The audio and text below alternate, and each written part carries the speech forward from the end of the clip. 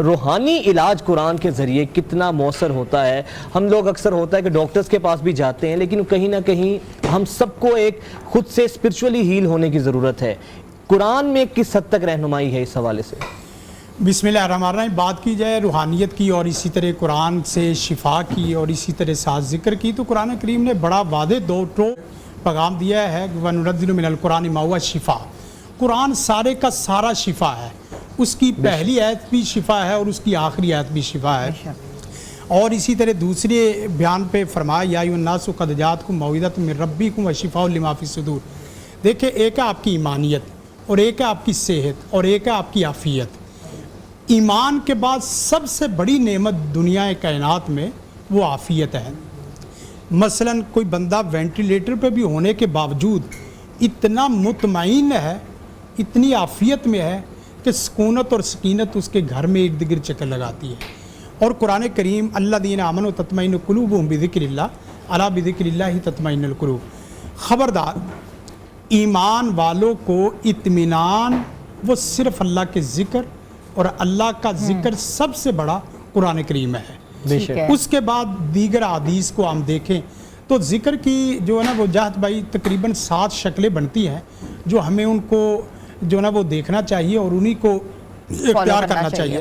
Number 1 سب سے بڑی چیز ہے قرآن کریم کی تلاوت۔ رمضان میں سمجھوں گا کہ زیادہ سے زیادہ 10 قرآن کریم ختم کریں۔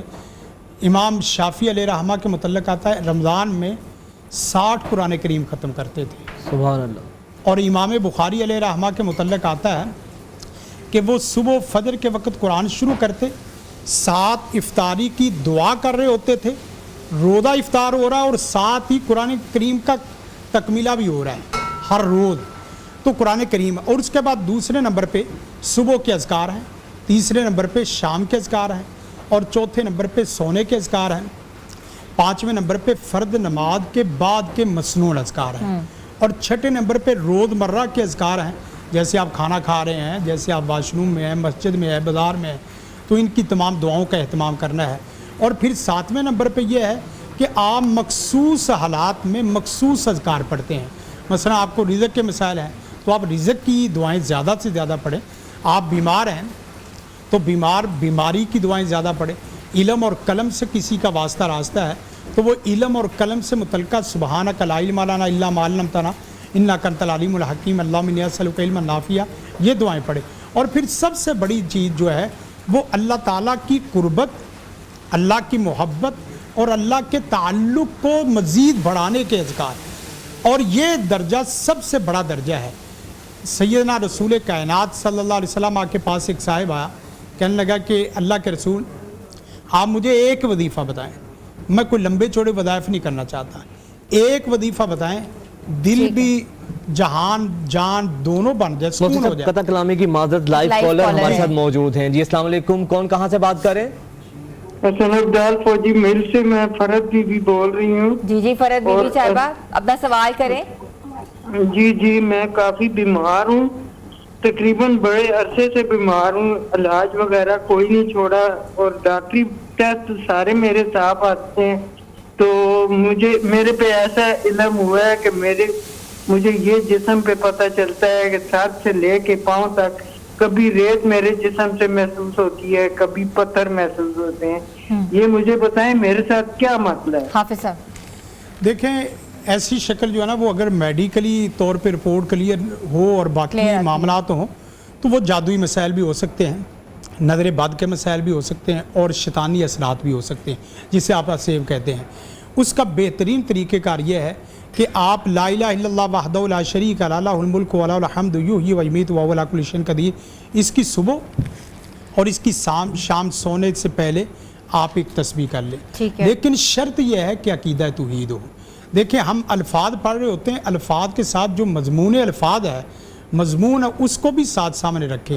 مثلا کوئی آدمی لا الہ الا اللہ پڑھتا ہے اور اس کے دل میں 20 خدا موجود ہیں، تو اس کا مطلب لا الہ الا اللہ کا جو اصل پیغام میسج ہے وہ نہیں آ رہا۔ اور اس کے ساتھ سورۃ فاتحہ، آیت الکرسی اور 4 کل، یہ 6 وظائف بنتے ہیں تقریباً، اور 6 اوقات میں پڑھنے ہیں، ہر نماز کے بعد 3 دفعہ، اور اسی طرح سونے کے وقت گویا کہ تین وقت میں آپ نے پڑھنے ہیں 3 دفعہ، صبح شام اور سونے کے وقت، اور زور اثر عشاء کے وقت آپ نے ایک دفعہ پڑھنا ہے۔ لیکن اس کا 7 طریقہ کار یہ ہے، کلونجی کا تیل لے لیں اور 7 پانی کی بوتل لے لیں، اس کے اوپر پڑھ کے اس طرح ہاتھ رکھ لیں اور اسی دم کیے ہوئے پانی کو پئیں بھی، اسی کیے ہوئے دم کو آپ غسل میں بھی استعمال کریں، تھوڑا ڈٹول کی طرح ڈال لیں، اور اسی کو اپنے کمرے کے ارد گرد، بیڈ کے ارد گرد چاروں کونوں پہ چھڑکاؤ بھی کریں، انشاءاللہ العزیز اللہ تعالیٰ رحمت فرما دے گا۔ اور تیل کلونجی کا جہاں سر میدے کمر میں پین ہے ہلکا ہلکا مساج کر لیں، انشاءاللہ شفا ہو جائے گا۔ سمیدہ بی بی سن رہی ہیں حسن ابدال سے، تو آپ یہ جو ہیں جو حافظ صاحب نے بتایا آپ اس پہ عمل کریں، انشاءاللہ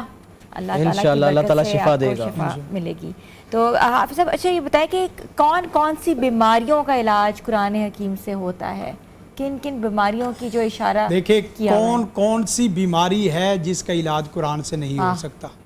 کوئی ایک ایسی بیماری نہیں، حتیٰ کہ یہ ہے کہ آپ میڈیکلی 3 قسم کی ہماری بیماریاں ہیں، میڈیکلی بیماریاں ہیں، نفسیاتی بیماریاں ہیں اور روحانی بیماریاں ہیں۔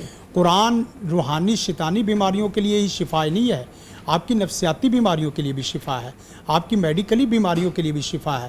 حتیٰ کہ اس وقت تو لیزر شعاؤں سے جو علاج ہو رہا ہے کہ ہم وہ آپریشن سے ہٹ کے دوسری طرف آ رہے ہیں، تو وہ بھی وجہ بھائی کیا ہے کہ وہ آپ کی شعائیں جو لیزر شعائیں وہ پڑتی ہیں، وہ کینسر وغیرہ دیگر امراض کو ختم کر دیتی ہیں۔ میں اللہ پاک کی قسم اٹھا کے کہہ سکتا ہوں، جو آدمی پورے یقین کے ساتھ اور پورے ایمان اور اعتماد اللہ کے اوپر کرتے ہوئے آپ قرآن کریم کو اس طریقے سے پڑھیں، اپنے مرض کا خیال کریں اور اس تک منہ کی انرجی وغیرہ وہ آپ کے مرض تک پہنچنی چاہیے۔ مثلا ہوتا ہی کیا ہے کہ میں زبانی کلامی پڑھ رہا ہوں، قل هو اللہ احد اللہ الصمد لم یلد، مرض میرے دل میں ہے، مرض میرے معدے کمر میں ہے، تو آپ کی وہ پڑھی ہوئی پڑھائی کی انرجی اگر دل میں فیل نہیں ہوتی تو آپ کے دل کا مرض ہلکا نہیں ہوگا۔ اور کوئی بندہ انزائٹی میں ہے یا اس طرح کی مرض میں ہے اور اس کا دل بالکل پھٹنے کے قریب ہے، وہ 10 دفعہ سورۃ اخلاص پڑھ لے، اللہ رحمت فرما دے۔ ایک کالر حافظ صاحب ہے، محمد فیاض ایبٹ آباد سے۔ جی السلام علیکم۔ وعلیکم السلام۔ میرا سوال یہ ہے کہ سر سب سے کہ میرے کو رات بھر نیند نہیں آتی ہے، سو جاتا ہوں تو پھر دوبارہ اٹھتا ہوں، پھر باقی نیند نہیں آتی۔ ٹھیک ہے حافظ صاحب، ان کو نیند نہیں آتی، وہ کہتے ہیں رات بھر کوشش کرتے ہیں۔ دیکھیں اس کے لیے ایک تو وظیفہ فاطمی وغیرہ جسے کہا جاتا ہے، آپ باوضو سوئیں اور عشاء کی نماز پڑھ کے باوضو لیٹنے کی کوشش کریں۔ مستقل باوضو لیٹنے والے آدمی کو کبھی بھی شیطانی اگر مسئلہ ہے تو اس کے قریب نہیں آتا۔ اور دوسرا یہ ہے کہ سورۃ بقرہ کا آخری رکوع کے متعلق اللہ کے رسول نے فرمایا صلی اللہ علیہ وسلم کا فتح ہو، ہر مرض سے اور ہر مسئلے سے کافی ہو جاتی ہے، وہ مرض حسد کا ہو، مرض نیند کا ہو، گھبراہٹ کا ہو، ایک تو سورۃ بقرہ کا آخری رکوع۔ اور اس کے بعد جس وقت آپ سونے لگیں تو یہ سونے کا تصور اللہم بسمی کا اموت و احیا، ہم ترجمہ اس کا کرتے ہیں کہ میں اے اللہ تیرے نام سے سونے لگا ہوں، حالانکہ اس کا ترجمہ یہ نہیں ہے، اے اللہ میں تیرے نام سے مرنے لگا ہوں۔ جب آپ مرنے کا لفظ پڑھتے ہیں تو آپ یقین کریں اپنے تمام حساب خالق سے اور تمام حساب کتاب مخلوق سے کلیئر کر کے سوتے ہیں، اور جب وہ بوجھ ہلکا ہو جائے آپ کی نیند کا مسئلہ فوری حل ہو جائے گا۔